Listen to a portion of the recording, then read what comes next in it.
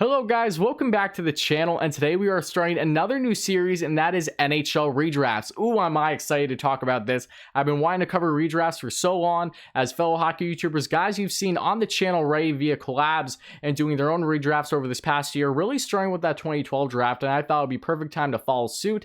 I've had this planning for weeks. This stuff definitely takes time, and I'll be covering picks 1 through 20 as to where I think these players would land in today's draft, for instance, and it's really a balance when it comes to criteria between how has this player performed thus far in his young NHL career and how has he played as of late. So I'm balancing both of those, so take them into account. I won't be focusing nearly as much on, say, positional need, as I don't think that that is something that is nearly as important. Maybe newer in today's game over these past couple of years, but nonetheless, I don't think it's anything drastic that needs to be incorporated with selecting where these teams are going to pick these players per se. But nonetheless, this was a great video. It took some time, so let me know your thoughts in the comments below if you enjoy this kind of series and if you're looking forward to more redrafts in the near future. And also make sure to stay until the end of this video to find out all the deets and all my thoughts as to where these players are going to land 1 through 20. But without further ado, guys, let's get right into this video.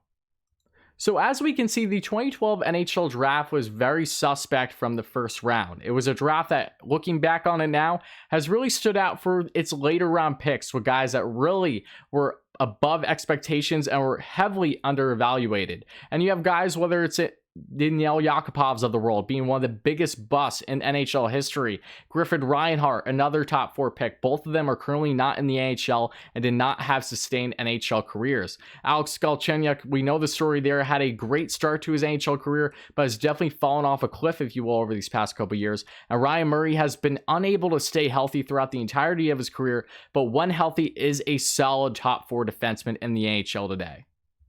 And then going on to the second half of this first round, in which I will still only be covering picks 1 through 20. As you can see, plenty of guys do stand out either for good or for bad. And needless to say, there have been plenty of draft steals looking back, especially in the later rounds of this 2020 NHL draft class. This was definitely not a first round that is great by any means or any stretch of the imagination, but nonetheless, there have been some very solid players from the first round and beyond.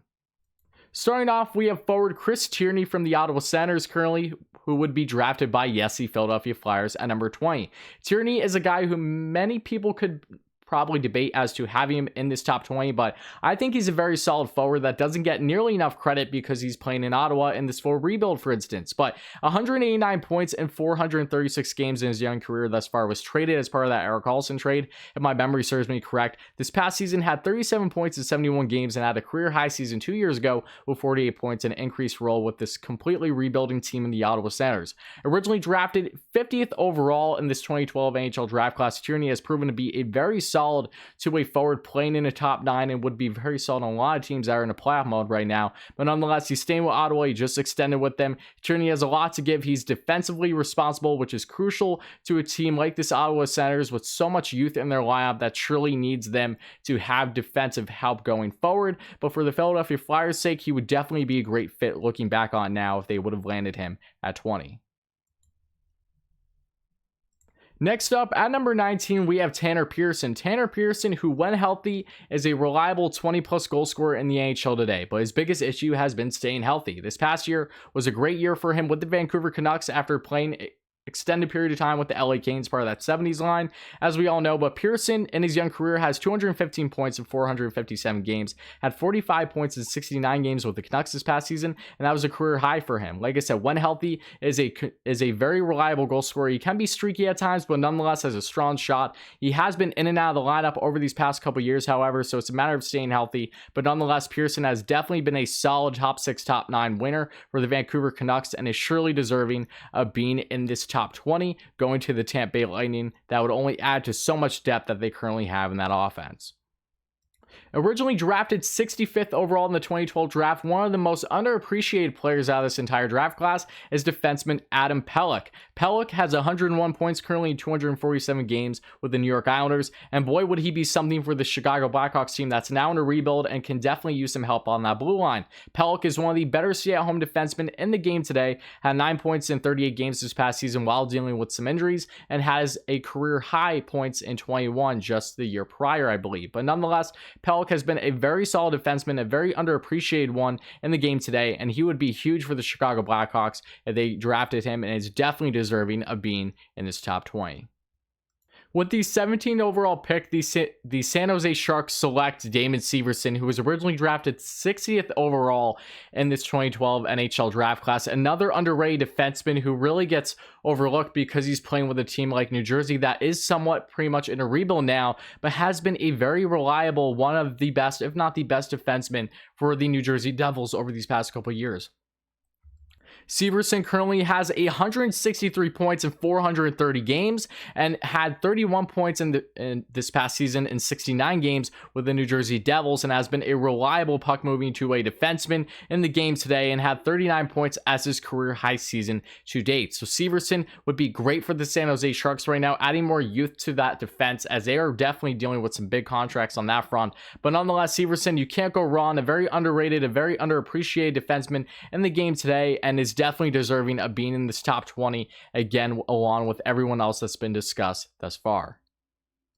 Next up at number 16, the Washington Capitals select Scott Laughton, the winger for the Philadelphia Flyers, originally drafted 20th overall in this first round. And Laughton has really proven to be one of the better two-way forwards in the entire NHL. He had an amazing run this past playoff for the Flyers, and overall has just been fantastic. He's one of the most defensively sound forwards, especially playing in your top 9, no question about it, and has finally gained some credit that he definitely deserves. If you look at what he's done in this past season, he had 27 points in 49 games, and in his career thus far, he's 106 points in 321 games, and at his career high season the year prior with 32 points. So regardless, Laughton has definitely had a great season, and 27 points in 49 games is nothing to be upset about, and is so defensively sound, is huge for them, is a crucial part to that team's success for the Flyers going forward, and he would fit in nicely with the Washington Capitals in this win now stage, not far off from the Philadelphia Flyers currently in many aspects of their game. So again, Scott Laughton, a very underrated player again, and in my opinion, could even be higher as to maybe even 15th, but I understand the argument to say even have him lower. In my personal opinion, Laughton is definitely underappreciated and is deserving of being in this top 20. Next up, we have number 15, the Ottawa Senators select, yes, Matt Murray. It's ironic considering the fact that they have now traded for him and he's their goaltender for the foreseeable future. But nonetheless, Matt Murray, I know he has had a little bit of a downplay in his overall game over this past year, but nonetheless, Murray has 2 Stanley Cups on his resume, 2 of them as a rookie, might I add, and really was crucial parts to the Pittsburgh Penguins' success in their back-to-back cup runs. So again, I know that he has had a little bit of a down year, but I expect him to bounce back with the Senators team with a lot of exciting young talent there. And if you look at what he's done in his career, he has a career save percentage of .914, a goals allowed average of 2.66 in 199 games, and this past season has a goals allowed average of 2.87 and a save percentage of .899 in his final year with the Pittsburgh Penguins. So again, Murray, underrated goaltender, maybe overrated if you will, but I view Murray as a guy who's definitely deserving of at least being in this top 15, given the impact they had with the Pittsburgh Penguins and their back-to-back cup runs. There's no doubting that by any means, and hopefully for his sake, he can bounce back, because if he does continue to decline, then if I say we're to do a future redraft, he would be farther down. But as of right now, he's deserving of being in the top 15, a back-to-back Stanley Cup champion, and without him, I don't know where the Pittsburgh Penguins would be in regards to their Stanley Cup victories over this past decade. Next up, at number 14, the Buffalo Sabres select Matthew Dumba. This might be a little bit more of a controversial pick, if you will, but it was hard to justify Dumba any higher than 14 here, and you'll understand why. I'll give my reasoning. But Dumba has been a very strong two-way defenseman in the NHL, would be huge for the Buffalo Sabres on that blue line as of right now. But since he has dealt with his injury over the past 2 years, he has not played the same as of late. So I'm hoping for his sake he really can have a bounce back year next year with the Minnesota Wild, but in this case, it would be the Buffalo Sabres. Originally drafted 7th overall, so he does drop 7 spots, but again, Dumba has been a reliable defenseman in the AHL today, and what do you look at what he has done? He has 174 points in 411 career games, had 24 points, however, in 69 games, and 2 years ago had his career high season with 50 points, and then that's really when everything started to spiral downward, given his injuries, among other things. So again, Dumba is a great defenseman, can get you at least 10 goals a season on average as of right now, and is a guy who can hopefully have some bounce back in his point production, but isn't too much of a defensive liability, given himself as a more two-way offensively minded defenseman. And he would be huge for the Buffalo Sabres right now in that offense with Jack Eichel and Taylor Hall, among others. Seriously, Dumba could be deserving of being in this top 10, but I have him here at 14. Next up at number 13, the Dallas Stars select Freddie Andersen, the same goaltender who was originally drafted by the Carolina Hurricanes back in 2010, but then opted to be redrafted 2 years later. Andersen has been the backbone for the Toronto Maple Leafs and would be huge for the Dallas Stars as of right now too, as they're kind of up in the air with their goaltending. They have Hudobin, obviously. They have Ben Bishop, who might be susceptible to trade, but I think Andersen in that spot would do just as good as those other two goaltenders. And even though he did have a slight down here, I wouldn't put that against him by any means.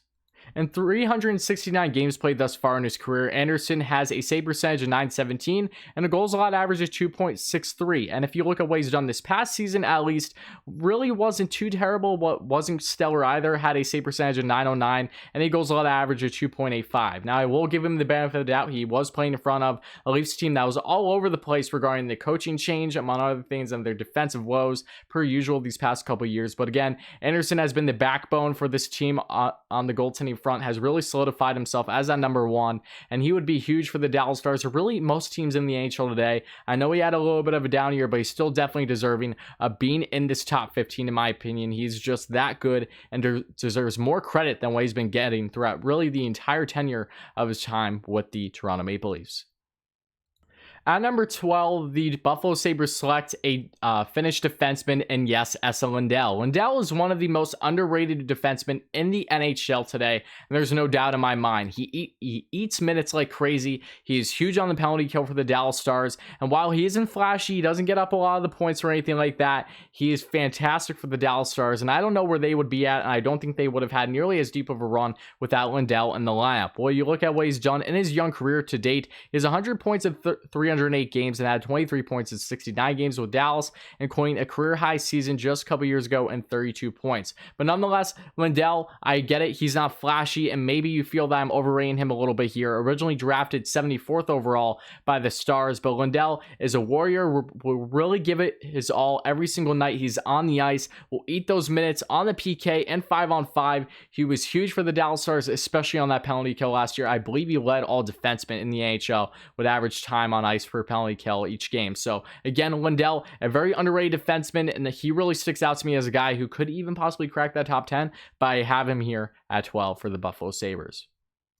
Next up, at number 11, the Washington Capitals select Jacob Trouba. Trouba is a guy who, while he did have a down year for the New York Rangers, I don't think that should faze him too much, as he was in a different environment, adjusting still at the age of 25 at the time, and really getting into his own, not being the best right-hand offensive defenseman for the Rangers, as they have guys like Adam Fox and Tony DeAngelo really ahead of him in that own right and on special teams. So take these things into account, but again, Trouba is a guy where there's a lot expected with him and has a very strong career to date in the AHL with his time between the Winnipeg Jets and now the New York Rangers. Trouba has 206 points in 478 games, had 27 points in 70 games this past season, had a career high season in his final year with the Winnipeg Jets before being dealt with 50 points even. Trouba is a guy, a big body, a strong two-way defenseman. His transition game is definitely struggling at times. I can tell you that as a Rangers fan watching every single game of his, but again, he is deserving of really even possibly being higher on this list. I have him here at 11. I'm hoping that he will improve his game some more next year,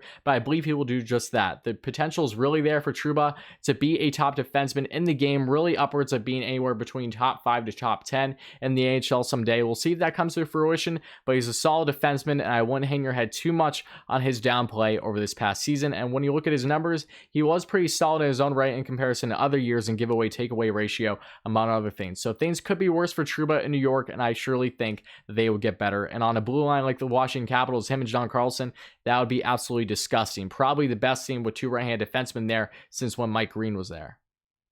Staying on the topic of the Washington Capitals, we have Tom Wilson, who gets selected by the Tampa Bay Lightning at 10th overall. Wilson, originally drafted 16th overall in the 2012 NHL Draft, is really a guy that is in a class of his own, along with some other guys in the NHL. Few and far between, though, when it comes to being genuine power forwards that are getting in the nitty-gritty, aren't afraid to defend themselves. Wilson likes to fight. We know this. He can be dirty at times. We know this deal by now, but he is a solid winner and is a guy that really helps the Capitals Capitals and really coming together and having that great playoff mentality, including their deep playoff run where they won the Stanley Cup just a couple years ago. Wilson has some skill too. It's not like he's just a goon or an enforcer. He can put up the points, and he did just that. He had a career high season this past year, as a matter of fact. He has 188 points in 522 games in the NHL today and had 44 points in 68 games this past season, which was a career high. As I mentioned, he would be huge for the Tampa Bay Lightning, helping balance out that offense with guys like similar to Patty Maroon in that sense, but with a lot more overall skill. He would really help them balance out and even be a better team than what they already are. But regardless, Wilson is a great player, a very underrated one as well, and it's easy to overlook him given how dirty he can be at times. But there is no doubting that really any team that's contending for playoffs would love to have him on their side, and you absolutely hate to go up against him. He's very similar in that right to whether it's the Tkachuk brothers currently in the AHL, or even Brad Marchand, even though he's smaller stature, just being those guys again, the heads of the opposing teams. And Wilson can definitely do that. And while, yes, I know he is suspect, he can be dirty at times, again, there is no doubting that he is skilled, and he is huge for any team that has a privilege of having a guy like him in their locker room and on the ice that can surely help them lead a long playoff run, hopefully to victory like a Stanley Cup, as the Capitals did just a couple years ago. At the number 9th overall pick, the Winnipeg Jets select Tomas Hertl. Hertl, another guy who I am absolute love with. He has been such a solid top 6 centerman in the AHL over these past couple of years, especially has had career highs, has really established himself as a very sound two-way forward. He's not a defensive liability by any means, as can be said with most, if not all, players I have mentioned so far on this list regarding forwards especially. But nonetheless, Hertl has really stood out in his short stint in the AHL to date. At least he's played in 453 games, so he has actually been seasoned a little bit, but has 280 points, had 36 points in just 48 games this past season, and had a career high season the year prior with 74 points, including, I believe, 34 to 35 goals. So Hertl has really been something, really has come into his own. And even with this San Jose Sharks team that has been depleted with all their injuries and stuff, he did put up great numbers in a shorter stint with them this past season. Hertl has plenty to give, is defensively responsible, really an underrated player in that aspect as well. It's easy to overlook these guys when say they've been dealing with injury over the past year, or really aren't on a team that's defensively sound, if you will. But Hertl is a big name that definitely deserves more credit. And he was originally drafted 17th in this first round by the San Jose Sharks, but I have him here at 9th to the Winnipeg Jets. With the 8th overall pick, the Pittsburgh Penguins select Hampus Lindholm, the defenseman from the Anaheim Ducks, a guy who's been in plenty of trade rumors as of late, but nonetheless, Lindholm has been one of the most steady and consistent defensemen in the NHL since he's been drafted. As a two-way defenseman that can be a puck mover, isn't overly flashy with his offense. You can expect anywhere between 25 to 30 plus points out of him, but Lindholm would be huge for the Pittsburgh Penguins. He would really look great in their system when you look at things now, especially regarding two-way puck movers. Lindholm would fit great in that own right, but nonetheless, he has been fantastic for the Anaheim Ducks, really since he's been drafted. So consistent, as I mentioned, 256 points in 503 games, 23 points in 56 games this past season, and has a career high in points of 34 points. Lindholm has really established himself as one of the most poised and consistent two-way defensemen in the NHL, and has plenty to give when it comes to his game overall. I love a lot about him. Again, he's been so consistent. He was originally drafted 6th in this first round. It was hard to justify playing him any lower than 8th just because of how steady he has been in his young NHL career. Next up, at the 7th overall pick, the Minnesota Wild select defenseman Morgan Reilly. Now, I get it. This might be a little bit more of a controversial one, as well, as Reilly is deemed by many as possibly being top 3 in this entire draft class, but he just couldn't get there for me. Maybe to 6, but I feel like that's even stretching it to an extent, and you'll see why. But Reilly has been such a stud for the Toronto Maple Leafs, that great puck-moving defenseman who has really been through it all with them, even before bringing in Austin Matthews that they drafted, obviously Mitch Marner, William Nylander, all these guys. He's been there through it all and has really been the veteran, if you will, and it could be that unsung captain going forward, like outside of the likes of John Tavares, for instance. But he has a great voice in that locker room and has been fantastic on the ice. This past season was a down year for him, dealing with injuries, however, and when you look at his career, he has 270 points in 517 games, had 27 points in just 47 games this past season due to injury, and had a career high season the year before that with 72 points, including, yes, 20 goals. So we'll see if Reilly can put up those similar numbers when fully healthy. He surely should be able to, given that great Toronto Maple Leafs offense. But Reilly would be huge for the Minnesota Wild to help them with that offense. If he were to say be drafted, help with that blue line, balance out things with guys that aren't say as offensively sound, whether it's guys like Spurgeon or even Ryan Suter to that extent, because he's not the same offensive dynamo that he once was. He still eats plenty of minutes. And Jonas Brodin, these guys aren't flashy on the offensive front, and Reilly would really come bring it out in that top four, and obviously having Matt Dumba too. So a lot of great options there should he have been drafted by the Minnesota Wild. But regardless, Morgan Reilly, an underappreciated defenseman in the NHL today, has very strong numbers, is not terrible in his own end by any means. He's not overly flashy at times either, but regardless, he is the backbone of this Toronto Maple Leafs team on that defense and will surely be for years to come. Speaking of the Toronto Maple Leafs, they select with the 6th overall pick, Connor Hellebuyck. Now, see, this is very interesting when we get on the topic of Connor.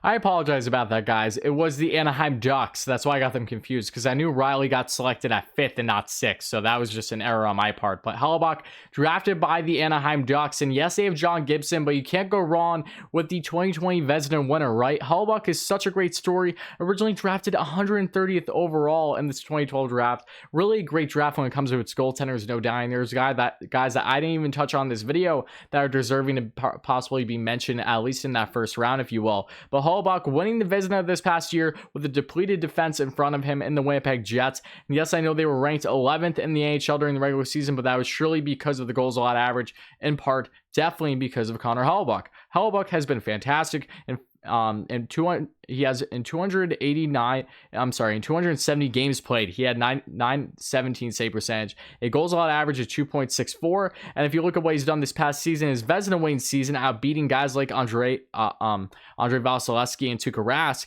he had a goals allowed average of 2.57 and a save percentage of 922. Fantastic numbers there for the likes of Hellebuyck, and has really stood out. I don't know why I'm having so many errors with Hellebuyck. It was at number 5, now it's at number 6. He's drafted number 6 by the Anaheim Ducks for the last time. I apologize that was such an error. Of course, there has to be one mess up in this video. But nonetheless, Hellebuyck, I have him going to the Anaheim Ducks at number 6 here. And he was definitely deserving of maybe even being in this top 5. But I have him here at top 6, and you will see why. Amazing player, has been fantastic. Such a bounce back year for him with the Winnipeg Jets. And he has plenty to give, and is surely going to help the Jets, or in this case, the Anaheim Ducks, have great runs going forward.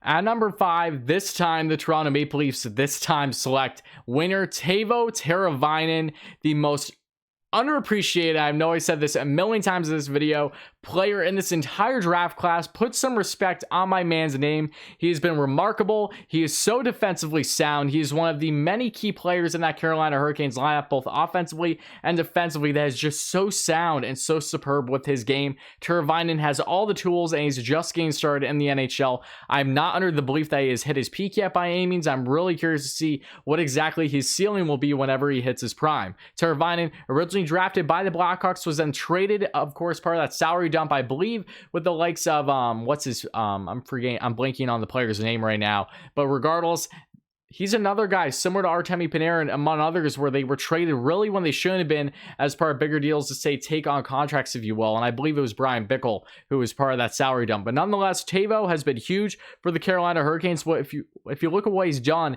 he has 289 points in 428 career games. He has 63 points in 68 games with the Hurricanes last season. Has a career high season 2 years ago, I believe, at 76 points. So Teuvo, amazing, such a great playmaker in that top 6, and his only game started in his career. He is so fantastic both offensively, defensively. His transition game is truly something to watch, and if you do not know enough about him, make sure you watch his highlights, because he's so much to give, and he really gets overshadowed at times in Carolina with guys like Sebastian Aho and the upcoming Andrei Svechnikov and that great defense as it is. But nonetheless, Teuvo is a huge part of that team's success, and would be amazing for the Toronto Maple Leafs, helping round out that offense with having a more strong defensive-minded game. He's an amazing playmaker, but he's so good in his transition game. I can't stress that enough. Teuvo Teravainen, top 5 pick in my opinion. Absolutely book it.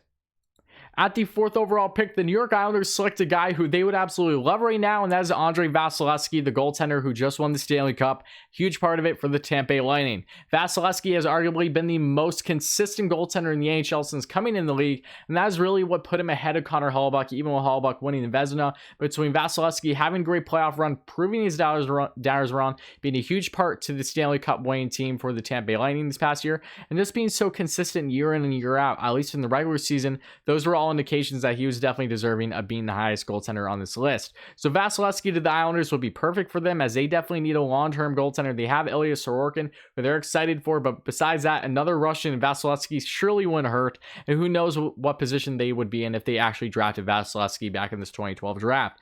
But again, in 260 games played, he has a career goals allowed average of 2.55 and a save percentage of 919. This past season, he had a goals allowed average of 2.56 and a save percentage of 917. Strong numbers for Vasi, one of the best goaltenders in the game today, has been year in and year out really since being drafted, and I really think he still has yet to hit his peak in his NHL career. He's still very young in his mid-20s right now.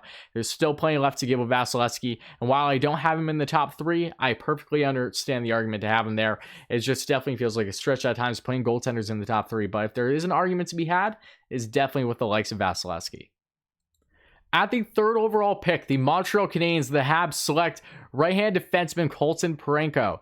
People do not give this guy enough credit by any means. Parayko, originally, I believe he was playing with Alaska back in his time before being drafted. It was kind of a harder player to scout in that aspect, but the Blues knew exactly what they were getting with Parayko, stole him at the 86th pick in this draft, and wow, is he something. Now in an increased opportunity as that best right-hand shot on that defense with the likes of their captain, Alex Pietrangelo, out of the picture now. Colton Parayko is going to cook. He's one of the best two-way defensemen in the entire NHL, and you cannot tell me otherwise. Parayko, this past year for the St. Louis Blues, had 28 points in 64 games, had a career high season with 35 points just a couple years ago, and has 159 points in 386 career games. Parayko is a guy that you can expect anywhere between 25 to 35 points in him, and he surely can hit that 40 to 45 plus point range in my opinion. I think he's going to excel with St. Louis next year in that increased role.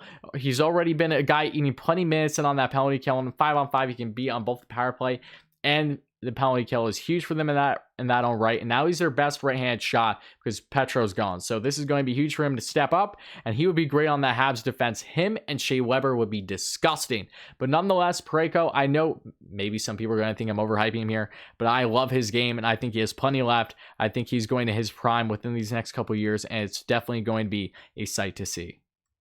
At the 2nd overall pick, we have the Columbus Blue Jackets selecting a guy that they would surely love to help that offense, and Filip Forsberg. Forsberg, originally drafted 11th overall by the Washington Capitals, was traded for Martin Erat. We know that deal there. Who knows what would happen if the Caps actually kept him and didn't trade him away for the likes of Martin Erat, who literally played Littleton down left in the NHL after that trade, if my memory serves me correct. But Forsberg has been one of the best players out of this entire draft class. Point-wise, has been the best player out of this entire draft class outside of Alex Galchenyuk, for instance, but Gally I don't even have in this top 15 because of how much his play has depleted over these past couple years. Forsberg has been a consistent 20-plus goal scorer in the NHL today, would be huge for the Columbus Blue Jackets that need help on that winner front and just overall offense. He has 353 points in 458 games, 48 points in 63 games last season, and has a career-high season of 64 points, and I think he still has yet to hit his prime. Forsberg's such a consistent goal scorer, a flashy one, can get it done in any which way in that offensive zone, is a strong body too. Really is reminiscent at times as more of a power forward from all that I've seen of him. He doesn't get knocked off the puck easy, and he has a lot of great aspects to his game, and is surely going to help this Nashville Predators team. And this one now stayed still and hopefully have somewhat of a bounce back year. He had a great regular season, but really couldn't do at least a whole lot in playoffs because they didn't even advance past that qualifying round. So we'll see what happens, but he would be huge for Columbus. And Forsberg, many could argue, is the best player out of this draft class, but I have an argument to suggest otherwise. At the 1st overall pick, the Edmonton Oilers select no, not Nail Yakupov, but Jacob Slavin. Originally drafted 120th in this draft class, Jacob Slavin is the most sound defenseman in this class, is arguably the best defenseman in the entire NHL, and I guarantee you if he was putting up at least 50 points each season, he would be getting so much more nominations when it comes to the Norris Trophy, because that's how the awards work. They focus on point production.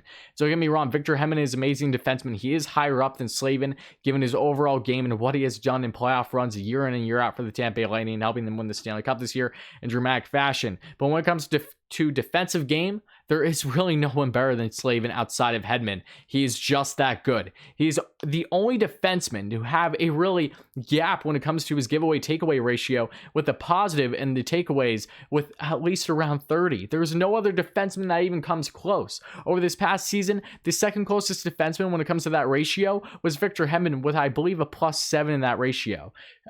Guys like Slavin has been averaging around 80 takeaways and around 50 or so giveaways. He has just been phenomenal. He's in a land of its own in his own right regarding that statistic among others, and is such a sound defenseman. I cannot say enough good things about this guy. If the Edmonton Oilers had him, who knows what the spot they would be in right now, because he would surely help them take that next step to being not just a fringe playoff team to definitely being a playoff team. He gives it all out every single night. He puts his body on the line. He eats the minutes. He's fantastic on the penalty kill.